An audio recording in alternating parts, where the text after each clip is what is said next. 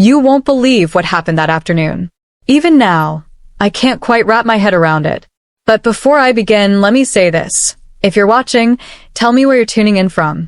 I love knowing the cities that gather around these stories. Maybe you're from Dallas, Chicago, or some quiet little town like mine. And if you're new here, go ahead and hit the subscribe button and like the video because this one stays with you.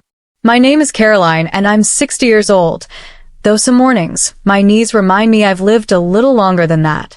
I live in a modest sunlit house on the edge of Maple Creek, a place where the mailman still waves, neighbors borrow sugar, and life moves at a slow, predictable pace. For the most part, I like it that way. That day started like any other. I was making coffee, sunlight slipping through the lace curtains, scattering across the counter. The house felt emptier lately. My daughter, Emily, had been spending more time away, college, work, her own life forming a world I wasn't part of. It's what you hope for as a parent, but that doesn't mean it doesn't sting a little. Emily had mentioned a boyfriend once or twice, Michael, but I hadn't met him yet. From the way she spoke about him, I knew he was special, someone who made her eyes light up. Young love, it makes you smile and worry at the same time. That morning, Emily texted saying they might stop by around 2. I spent the next hour fussing over the house, half cleaning, half talking to myself, straightening pillows, fluffing cushions, adjusting the rug. Silly, I know, but when your child brings someone home for the first time, you want everything to be perfect. 2 o'clock came and went. 3 for... I was still sitting on the couch, coffee long cold, debating whether to text her. Then I heard the car door outside, followed by hesitant footsteps on the porch, a shuffle, a pause. But there was no knock. When I peeked through the side window, I saw him. He was standing by the stairs, tall, hands in his pockets, eyes cast down as if lost in thought. When I opened the door, he startled slightly, then gave a polite smile. "Mrs. Carter?" "Yes," I said, brushing a strand of hair behind my ear. "You must be Michael." He nodded. Emily asked me to come ahead. She got caught up at work, said I should wait here. His voice was calm, careful, tinged with the nervous politeness young men often wear when trying to be respectful. "Come in," I said. "It's warm inside." He hesitated, then crossed the threshold, glancing around as if afraid to touch anything. His manners reminded me of a time long gone, when people looked you in the eye, when politeness carried weight. We began with small talk, how long he and Emily had been dating, what he did for work. He was a carpenter's apprentice, training toward certification. Something about the way he spoke, the steady tone, the clean but calloused hands, told me he was someone who built things meant to last. The light in the hallway softened to gold. We sat across from each other on the couch, the quiet house wrapping around us. You could hear the clock ticking and the distant hum of a lawnmower. After a moment, he laughed softly. "I didn't mean to make it awkward," he said. "You didn't," I reassured him. "It's just been a while since someone new sat in this house." He looked at me with gentle curiosity. Not pity, not judgment, just presence. That rare kind of attention that feels like sunlight after a week of rain. We talked for nearly an hour about Emily, about how she reminded him to slow down, about his family, about mine. I told him about losing my husband 10 years ago, a sudden heart attack that divided my life into a before and after. He grew quiet. "I'm sorry," he said softly. "I didn't mean to bring up anything painful." I smiled. "You didn't. Talking about him feels more real than pretending the ache isn't there." He nodded, eyes soft. Emily said, "You're strong."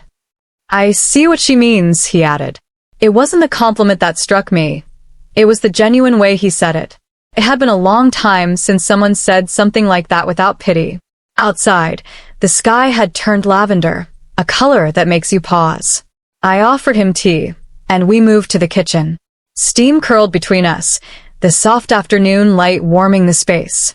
He looked at everything attentively, the chipped edge of a mug, flicker of candlelight, the old brass handles. When I handed him the cup, our fingers brushed. Just a fleeting touch, yet it carried warmth, a reminder that we were still capable of feeling. "You make a good cup of tea," he said softly. I laughed. "It's just the tea bag doing its job." It wasn't flirtation. Not attraction exactly. It was a subtle recognition of shared loneliness, of quiet spaces that used to be full. We sat again, sipping tea, until Emily's voice rang from the driveway, bright and apologetic. Michael stood quickly, setting down his cup, his face shifting into that familiar smile reserved for someone else. "Thank you for keeping me company," he said shyly. "Of course," I replied. "You're welcome anytime." Watching him step outside to greet my daughter, something stirred inside me.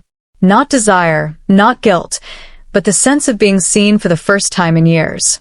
That night, after Emily and Michael left, I sat by the window watching the moon slip between the clouds. The house was quiet, yet the memory of the afternoon hummed inside me. Michael's presence had brought a warmth I hadn't felt in years. Not romantic, exactly, but the kind of comfort that seeps into your bones. It was the first time in a long while I felt truly seen. Sleep was elusive. Every time I closed my eyes, I replayed his gentle voice, the way he had stood beside the stairs, how his eyes softened when we spoke about life, loss, and the things we barely share with anyone. It wasn't attraction in the conventional sense. It was something subtler, a connection that reminded me I was still capable of feeling deeply. The next morning, the house felt different. Quiet, yes, but beneath it was a pulse, a sense of life waiting to fill the empty spaces. I moved through my morning routines with more awareness, watching the sunlight scatter across the walls, listening to the faint hum of the refrigerator, noticing the scent of freshly cut grass in the garden. A small shift, but significant. Something had awakened inside me. By the afternoon, Emily stopped by alone. She looked radiant, distracted, full of youthful energy. "Michael said you were lovely," she told me, pouring herself a cup of coffee. "He really likes you, Mom." I felt a flutter at the mention of his name. "He's polite," I said softly. "You've chosen well." She laughed, brushing back her hair. "He was so nervous to meet you. Said he wanted to make a good impression." "He did," I replied, smiling. We talked about her job, deadlines, friends, and plans. Yet my mind wandered, drifting back to Michael, remembering the quiet moments of understanding, the subtle warmth he had brought into my life. When she left, the house settled again. The ticking of the clock and the faint refrigerator hum were now accompanied by a gentle pulse, a quiet anticipation, a sense that life might be shifting. 3 days later, Michael returned. I was outside trimming roses when a car pulled up. He stepped out casually in a gray shirt and jeans, holding a small folded object. "Mrs. Carter," he called. "I hope I'm not intruding." I shaded my eyes. "Michael, what brings you here?" Emily had asked him to drop off her charger. She wouldn't be home for hours. "I figured I'd leave it with you," he said, holding the small item. "Thank you," I replied, walking toward the gate. He lingered, glancing around at the garden. "You keep this place beautiful," he said. "It feels like a home that remembers things." I smiled faintly. That line caught me off guard. There was a gentleness in the way he spoke, an awareness of life's small details. "Would you like some lemonade?" I asked impulsively.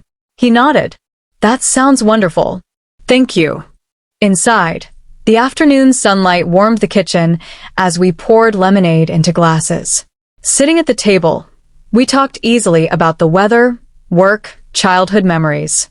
Beneath the surface, though, there was that same quiet recognition, an unspoken understanding between two people who had known loneliness too long.